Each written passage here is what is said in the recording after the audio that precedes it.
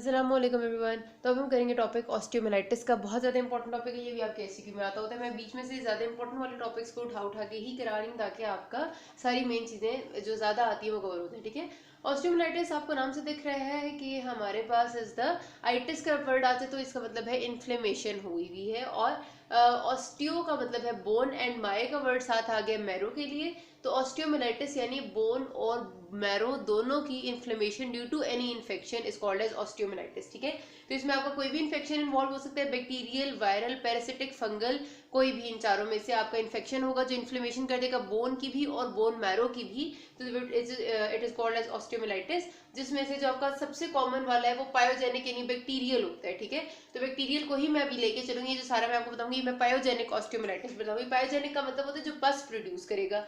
पस या तो आपका बैक्टीरिया प्रोड्यूस करता है या फिर किसी हद तक थोड़े बहुत फंजाई हैं जो करते हैं, लेकिन मेनली जो इफेक्टिव ऑर्गेनिज्म है जो सबसे कॉमन है वो बैक्टीरिया है। ठीक है, अच्छा, हमारे पास जब भी ऑस्टियोमाइलिटिस होगा तो बोन तक बैक्टीरिया पहुंचा कैसे, उसके तीन रास्ते हो सकते हैं। खुद नजर आ रहे हैं हमें साफ साफ कि या तो रास्ता ये हो सकता है कि बोन के पास ब्लड के जरिए पहुंचा, क्योंकि जाहिर है बोन को भी ब्लड सप्लाई मिल रही है, तो जो ब्लड वेसल्स हैं उनमें कोई इन्फेक्शन आया हुआ है। सपोज किसी बंदे को स्टेफ ऑरियस का इन्फेक्शन हुआ है और वही स्टेफ ऑरियस का इन्फेक्शन उसके ब्लड के थ्रू बोन में आ गया, तो एक तो हेमाटोजीनस रूट है।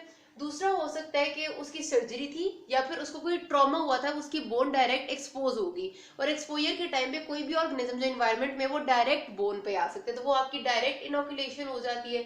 सर्जरी के टाइम पे भी बोन खुली हुई होती है, तो जाहिर है डायरेक्टली कोई भी ऑर्गेनिज्म आपको इन्फेक्ट कर सकता है। और तीसरा रास्ता ये होता है कि आसपास की कोई चीज जो है वो इन्फेक्टेड थी। सपोज जो मेरी बोन के ऊपर अटैच्ड मसल है या टेंडन है या जॉइंट है जो बिल्कुल बोन के करीब है, वो इन्फेक्टेड था और वहां से इन्फेक्शन जो है वो आगे, जिसको हम कहते हैं लोकल स्प्रेड। लोकल स्प्रेड ये ना एक ही जगह की चीज जो है वो इन्फेक्टेड थी और साथ ही उसने इन्फेक्शन साथ ही फैला दिया। तो ये तीन रास्ते होते हैं, इनको याद रखना है आपने। ठीक है, वाइवा में बहुत पूछते हैं। फिर हमारे पास जो मैक्सिमम पॉजिटिव ऑर्गेनिज्म है, ये चीज जो है ना, ये वाला पार्ट ये आपके एमसीक्यू का पार्ट है, बहुत ज्यादा आता है। ठीक है, क्या बहुत सिंपल से याद रखने वाली बात है कि सबसे ज्यादा जो पॉजिटिव ऑर्गेनिज्म है that is staph aureus. Staph aureus 80 to 90% times होता है। जिन लोगों को जेनिटो यूरिनरी ट्रैक्ट इन्फेक्शन हुआ है और उसके बाद उनकी बोन इन्वॉल्व हुई है, तो मोस्ट कॉमनली ऐसे लोगों में जो इन्फेक्शन होता है वो हेमाटोजीनस रूट यानी ब्लड के जरिए ट्रांसफर हुआ होता है बोन में। और जो ऑर्गेनिजम्स होते हैं वो या तो क्लेब्शियला है या इकोलाई या सुडोमोनास। ठीक है, बुक में लिखे हुए हैं। जिन लोगों की सर्जरी हो रही है या ट्रॉमा, उन लोगों में जाहिर है डायरेक्ट ऑर्गेनिज्म आया है, और डायरेक्ट एक नहीं आता होता, डायरेक्ट बहुत सारे हो सकते हैं। तो ऐसे लोगों में देखा गया ज्यादातर मिक्स्ड बैक्टीरियल इन्फेक्शन है, बहुत सारे बैक्टीरिया एनवायरमेंट से उनके अंदर घुस आते हैं।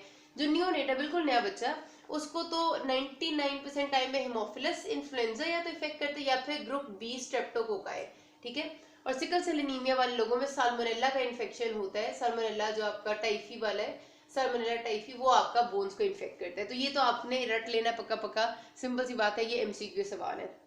फिर दूसरी इंपॉर्टेंट बात ये, आपको पता है कि हमारे पास जो ये बोन है ना, तो बोन में मैंने आपको बताया था कि जो एंड्स है उनको हम एपिफिसिस कहते हैं, जो ये शाफ्ट है पूरी उसको डायफिसिस कहते हैं, और इसके दरमियान में एपिफिसिस और डायफिसिस के दरमियान में हमारे पास इधर भी ग्रोथ प्लेट्स होती हैं जिनको हम मेटाफिसिस कहते हैं। ठीक है, ये जो ग्रोथ प्लेट्स होती हैं ये कार्टिलेज की होती हैं। मैंने आपको पहले भी बताया था ये बात, अभी जब मैं आपको पहली वीडियो इस बोन और जॉइंट की बताई थी तो मैंने तो कहा था ये ग्रोथ प्लेट्स आर कार्टिलेज, बाकी सारी बोन होती है और इन प्लेट्स को हम मेटाफिसिस कहते हैं। अब कुछ जो वेस्कुलर डिस्ट्रीब्यूशन होती है ना, जो ब्लड वेसल्स की, वो इस तरह से होती है कि अगर हम बात करते हैं बच्चों की, ओहो आई एम सॉरी, फोकस थोड़ा ब्लर था, I am really sorry for that. अच्छा, तो हमारे पास सिलसिला ये होता है कि जो बच्चों की होती है ना, चाइल्ड ग्रुप, ठीक है, छोटे बच्चे नहीं, इन्फेंट्स नहीं, 2 साल से बड़े बच्चे, मतलब सॉरी 1 साल से बड़े बच्चे, और एडोलेसेंस तक के जो लोग होते हैं, मतलब 19 ईयर्स तक, उन लोगों में ये जो मेटाफिसिस है दिस इज ए वेस्कुलर। उनमें यहाँ पर एपिफिसिस और डायफिसिस का जो कनेक्शन है ना, वो इसके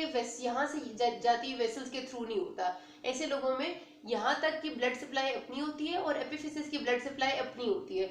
इसकी वजह से कोई भी इन्फेक्शन अगर इस जगह को इन्फेक्ट कर रहा है तो वो यहाँ से इधर तक नहीं जा सकता थ्रू ब्लड। ठीक है, ब्लड वेसल्स के थ्रू नहीं जा सकता, वेस्कुलर सर्कुलेशन के थ्रू वो डायरेक्ट इधर नहीं जा सकता। लेकिन इन्फेंट्स में यानी 1 साल तक के बच्चों में और 20 साल की उम्र के बाद एडल्ट्स में, उनमें ये क्या होता है कि ब्लड वेसल का कनेक्शन इस तरह होता है कि डायफिसिस और एपिफिसिस की वेसल्स आपस में कनेक्ट कर रही होती हैं, जिसकी वजह से कोई भी इन्फेक्शन अगर बोन को इधर इन्फेक्ट करेगा तो वो डेफिनेटली उसके एंड्स तक भी जाएगा, उसके बाद पड़ी हुई जॉइंट पे भी जा सकता है। तो इसको हम कहते हैं osseous vascular circulation affecting osteomyelitis. ठीक है, स्प्रेड ऑफ इन्फेक्शन को इफेक्ट कर देती है। ये बात भी आपके वाइवा का सवाल है, मैंने इसलिए स्ट्रेस दी है, वरना मैं इतना ना एक्सप्लेन करती, याद रखना है, ठीक है। इन्फेंट्स और एडल्ट्स में अलग है और चिल्ड्रन और एडोलेसेंट्स में अलग है वेस्कुलर डिस्ट्रीब्यूशन। इसकी ज़्यादा डिटेल में जाने की जरूरत नहीं, बस इतनी बात काफ़ी है। अच्छा, मॉर्फोलॉजी बहुत ज़्यादा आती है आपके एससीक्यू में। जो बेस चीज़ आती है वो आपकी मॉर्फोलॉजी। वो आपसे पूछते हैं या तो सिनेरियो बना के देते हैं कि एक बच्ची आपके पास प्रेजेंट की है फीवर के साथ और शदीद बोन पेन है उसको, और एक साइनस ट्रैक बना हुआ है उसके नी जॉइंट या एल्बो जॉइंट के पास, और उस साइनस ट्रैक में से पस ड्रेन हो रही है और उसको बोन पेन बहुत ज़्यादा है, साथ उसे फीवर भी है। तो बताएं कि डायग्नोसिस क्या है, उसकी मॉर्फोलॉजिकल पैटर्न्स बताएं। तो जब भी साइनस ट्रैक बना हुआ हो और साथ बोन पेन हो तो आपका ऑस्टियोमाइलिटिस इज द डायग्नोसिस, ठीक है। और फीवर भी उन्होंने कह दी तो 100% हमें श्योर हो गया कि ऑस्टियोमाइलिटिस है। उसके साथ उन्होंने मॉर्फोलॉजी पूछी है तो वो हम बता देते हैं।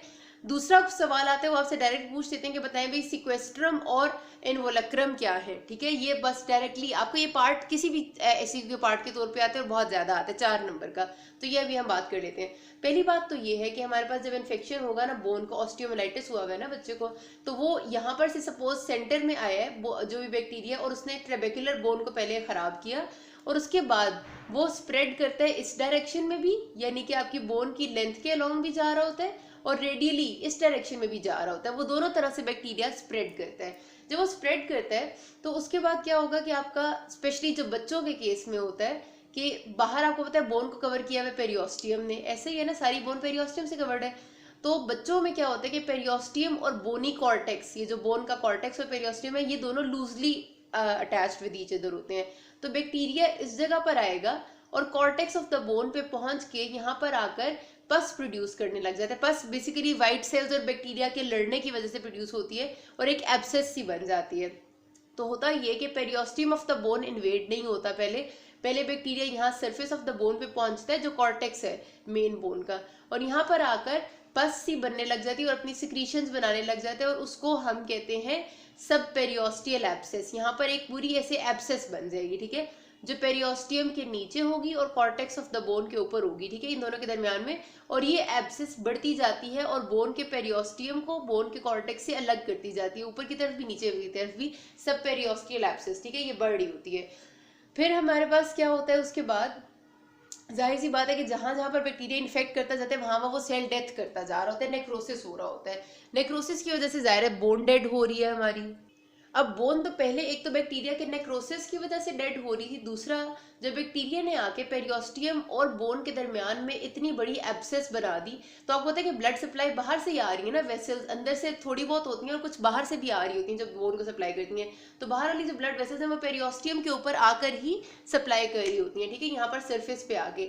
अगर आपकी सरफेस पे ब्लड वेसल्स आए पेरियोस्टियम के और वो ब्लड वेसल्स ब्लड अंदर बोन तक दे ही ना पाए, न्यूट्रिएंट्स ना दे पाए, क्योंकि बीच में हमारे पास सब पेरियोस्टियल एब्सेस पड़ी हुई है, तो मजीद इस्कीमिक नेक्रोसिस बोन का होने लग जाता है क्योंकि उसको ब्लड नहीं मिल रहा होता। तो एक तो आपके बैक्टीरिया नेक्रोसिस कर रहा होता है, दूसरा इस्कीमिया नेक्रोसिस कर देते हैं। इस सारे नेक्रोसिस की वजह से आपका बोन टिश्यू बिल्कुल डेड हो जाता है और डेड बोन टिश्यू को हम कहते हैं सिक्वेस्ट्रम।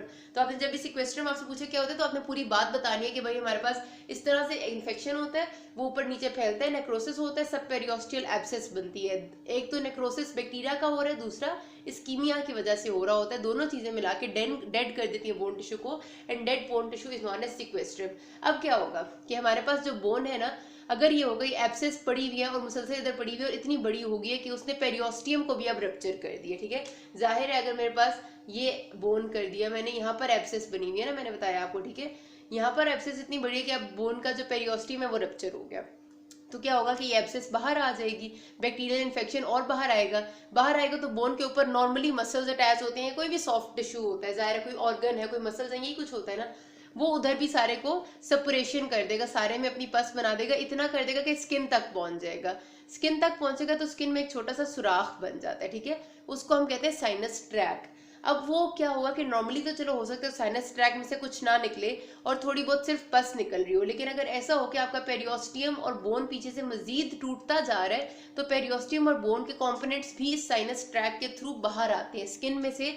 स्किन में आपको जॉइंट के करीब एक छोटा सा सुराख मिलेगा और उस सुराख में से या तो खाली पस ड्रेन हो रही होगी या फिर आपके बोन के कंपोनेंट्स भी ड्रेन हो रहे होंगे, तो ये साइनस ट्रैक होता है। उसके बाद अगर यही वाला इन्फेक्शन जो बैक्टीरिया ने जिससे पूरी बोन को इन्वॉल्व कर दिया, अगर ये मजीद ऊपर जाके आपके जॉइंट को इन्वॉल्व कर देता है तो सेपरेटिव या सेप्टिक आर्थराइटिस हो जाता है, जो जॉइंट को हमेशा हमेशा के लिए भी खराब कर सकता है, ठीक है। तो जॉइंट कैविटी तक भी बैक्टीरिया पहुंच सकता है। उसके बाद ये होगा कि जब हमारे पास ये इन्फ्लेमेशन एक हफ्ते में हमने सेटल नहीं की, साइनस ट्रैक भी बन गया, जॉइंट भी इन्वॉल्व हो गया, जॉइंट नहीं भी इन्वॉल्व हुआ तो साइनस ट्रैक बन चुका है, पस बनती जा रही है, हमने ध्यान नहीं दिया, एक हफ्ता भी गुजर गया, अब क्रॉनिक इन्फ्लेमेशन की तरफ बात आ रही है। क्रॉनिक इन्फ्लेमेशन के जो सेल्स हैं वो सेल डिपॉजिट होंगे, तो हमारे पास होगा क्या कि ये बोन टिश्यू तो सारा डेड होता जा रहा है। जब यही चीज़ मतलब ज़ाहिर पूरी बोन तो नहीं एकदम से ख़त्म हो जाती ना, तो हमारे पास जब क्रॉनिक इन्फ्लेमेटरी रिस्पॉन्स शुरू होता है तो उसका हॉल मार्क होता है फाइब्रोसिस। आपको पता है fibrosis is the hall mark of chronic inflammation. तो होगा क्या कि आपके लिम्फोसाइट्स और प्लाज्मा सेल्स आ जाएंगे बहुत सारे, और लिम्फोसाइट्स और प्लाज्मा सेल्स के साथ साथ जो आपका डेड बोन टिश्यू है उसके आसपास फाइबर्स की डेपोजिशन शुरू हो जाएगी, फाइब्रोसिस हो जाएगा। तो ऐसा लगेगा कि डेड बोन टिश्यू अंदर खाली पड़ा हुआ है, लिटिक बोन है सारी, और उसके आसपास एक लाइव एक जिंदा टिश्यू बना है जो कि बेसिकली फाइबर्स होते तो लाइव ही है ना, लेकिन कुछ भी वो नॉन फंक्शनल होते हैं। तो एक रिएक्टिव बोन, एक नॉन फंक्शनल बोन का पार्ट बन जाता है इन आउटसाइड ऑफ द सारी टूटी फूटी bone, that is called as involucrum, ठीक है। तो इन्वोलक्रम is your basically fibrosis deposition around your lytic bone, उसको इन्वोलक्रम कहते हैं। जब आप इसकी हिस्टोलॉजिकल पिक्चर देखेंगे तो आपको ओवरऑल ये मिलेगा कि आपका पूरा मैरो जो है वो लाइसिस हो चुका है, आपको सिक्वेस्ट्रम यानी डेड बोन मिलेगी, नेक्रोटिक बोन जो आपकी सारी होगी, साइनस ट्रैक मिलेगा, और उसके साथ आपको फाइब्रोटिक पार्ट मिलेगा, और लिम्फोसाइट्स और प्लाज्मा सेल्स बहुत ज़्यादा मिलते हैं। अब इसका जो क्लिनिकल कोर्स है वैसे कि पेशेंट प्रेजेंट करते हैं, मैंने आपको बता दिया कि malaise, fever, bone pain, sinus tract ही कुछ हो सकता है, और बोन पेन इतना ज़्यादा होता है कि थ्रॉबिंग होता है। अगर आपने उसी टाइम डायग्नोसिस एस्टेब्लिश कर लिया तो आपको अंदाजा हुआ, आपने एक्सरे किया, आपने उस जगह की और अगर आपको कल्चर लेना है तो आप पस लेंगे, उसका कल्चर करेंगे तो आपको बैक्टीरिया का भी पता चल जाएगा कि कौन सा बैक्टीरिया है, और आपने स्पेसिफिक एंटीबायोटिक स्टार्ट कर दी तो वो काफ़ी हद तक कंट्रोल हो जाता है। लेकिन कुछ ऐसे केसेस होते हैं जो क्रॉनिक होते हैं, जिनमें जल्दी जल्दी ट्रीट नहीं किया जाता, उनमें इन्वोलक्रम भी बन जाता है, और फिर उसमें प्रॉब्लम ये होती है कि आपकी एंटीबायोटिक रेजिस्टेंस बन चुकी होती है, बैक्टीरिया इतना फैल चुका होता है कि हम कंट्रोल उसको नहीं कर पाते, एंड कॉम्प्लिकेशंस अगर डेवलप होने पे आए तो आपका फ्रैक्चर्स के बाद आहिस्ता आहिस्ता टैंगल्स बनने लग जाते हैं फाइबर्स के, जिस तरह अमाइलाइडोसिस में टैंगल्स होते हैं ना, उस किस्म के आपके टैंगल्स बनने लग जाते हैं, even it can progress up to carcinoma, ठीक है, इतना ज़्यादा भी ये खराब हो सकते हैं। तो यहाँ पर ये बात खत्म करते हैं, इसमें से क्वेश्चंस आते होते हैं, याद करना इसको। If you have any query you can ask me. Thank you.